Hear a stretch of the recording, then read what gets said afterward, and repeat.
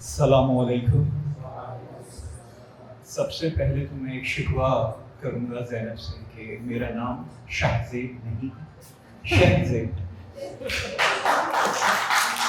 ये शिकवा मैं अपनी क्लास 1 से शायद, जहाँ तक मुझे याद है, करता हुआ आया हूँ और हर जमात में मैंने अपने असातिज़ा से, दोस्तों से ही शिकवा किया।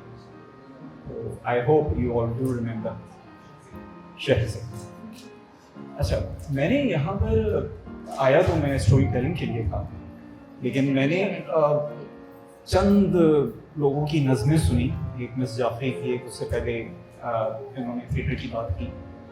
तो एक अंदर से होता है ना, कभी कभी आपको सोचता है कि यार सुना दी जाए।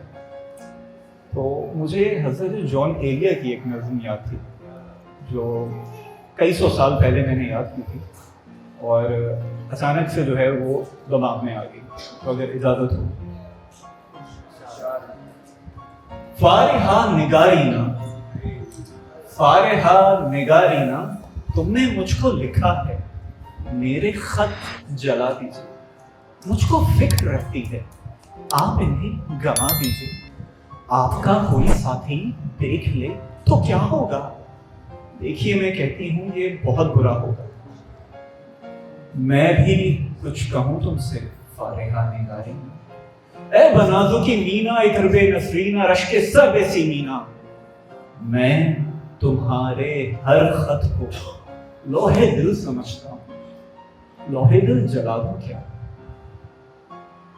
जो भी सत्र है इनकी है सवादे बीना, मैं उसे लुटा दूं क्या? मुझको लिखकर खत जानो अपने ध्यान में शायद, ख्वाब ख्वाब जज्बों के, ख्वाब ख्वाब लम्हों में, यूं ही बेख्यालाना जुर्म कर गई हो तुम, और ख्याल आने पर उससे डर गई हो तुम। जुर्म के तसव्वुर में कर ये खत लिखे तुमने, फिर तो मेरी राय में जुर्म ही किए तुमने। जुर्म क्यों किए जाएं, जुर्म क्यों किए जाएं, खत ही क्यों लिखे जाएं? अच्छा जी, अब मेन मकसद जिसके लिए हम आए थे यहाँ पे, अगर इजाजत हो तो क्या मैं बगैर माइक के कर सकता हूँ? अच्छा, am I audible to all of you? Back, Qasim, can you hear me? और बने। तो एक दफा का जिक्र है कि ओकाफ के शहर से दूर कहीं एक छोटा सा गांव था। वहां पर एक छोटी सी कुटिया थी जिसमें 2 सहेलियां रहा करती थी। एक का नाम था सच, दूसरी का कहानी। अब ये दोनों सहेलियां बहुत ही खूबसूरत थी और गांव वाले भी बहुत खुश थे कि देखो हमारे गांव में ये दोनों सहेलियां एक साथ रहती हैं। अब हुआ कुछ यूं कि एक बार उस गांव में एक फकीर आया और उसने उनके दरवाजे पर दक्कुल बात किया। अब वो बाहर आई, उन्होंने कहा जी क्या माजरा है? उसने कहा मैं भूखा हूं, क्या मुझे कुछ खाने को मिल सकता है? वो अंदर गई, उन्होंने खाना बनाया, रोटी सेकी और उसके बाद उन्हें पेश किया। फकीर ने पेट भर के खाया और जब वो खा के सैर हो चुका, फिर उसने अपनी पोटली से एक आईना निकालकर उन्हें तोहफतन दिया। अब भाई जब उस आईने में सच ने अपनी तस्वीर देखी तो कहा, हाय मैं कितनी खूबसूरत हूं। उसी आईने में जब कहानी ने अपनी शक्ल देखी तो कहा, हो मैं कितनी खूबसूरत हूं। अब तो दोनों सहेलियों में जंग छिड़ गई। उन्होंने कहा कि किस तरह तय हो कि कौन ज्यादा खूबसूरत है। फिर ये तय पाया कि एक एक करके गांव के बीचों बीच जो सड़क गुजर रही है उस पे दोनों जाएंगी और देखते हैं अपने हुस्न से कितने लोगों को अपनी तरफ मरऊब करती है। अब सबसे पहले सच ने कहा कि मैं जाऊंगी।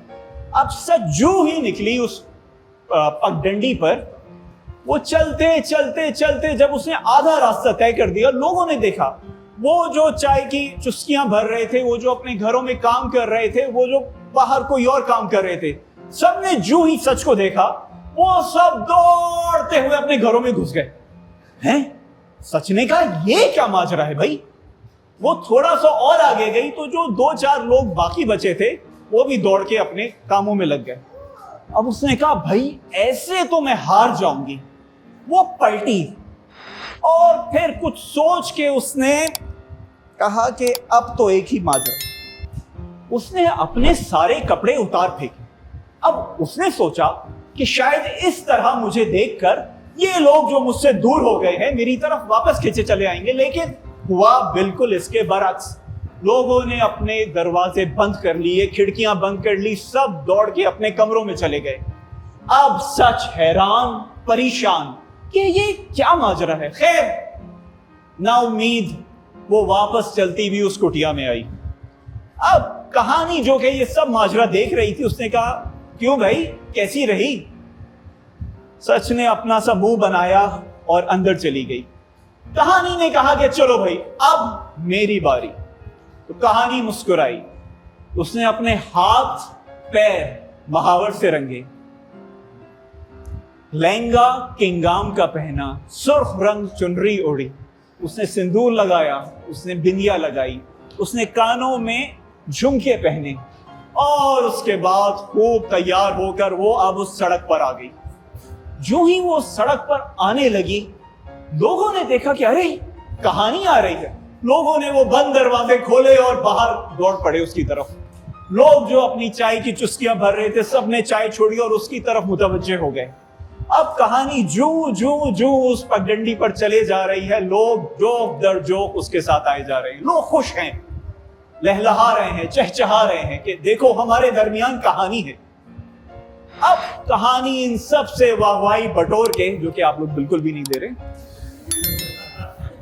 वापस पलटी अपने घर की तरफ। अब वो जैसे ही पहुंची तो उसने सच का मुंह देखा। उसने कहा क्यों जी कैसी रही? सच ने कहा भाई मेरे हाथ बुलंद है, मैंने मान लिया कि तुम जीती। तो उसने सच के कंधे पर हाथ रखा और कहा कि सहेली बात बस इतनी है कि लोगों से ना सच बर्दाश्त नहीं होता।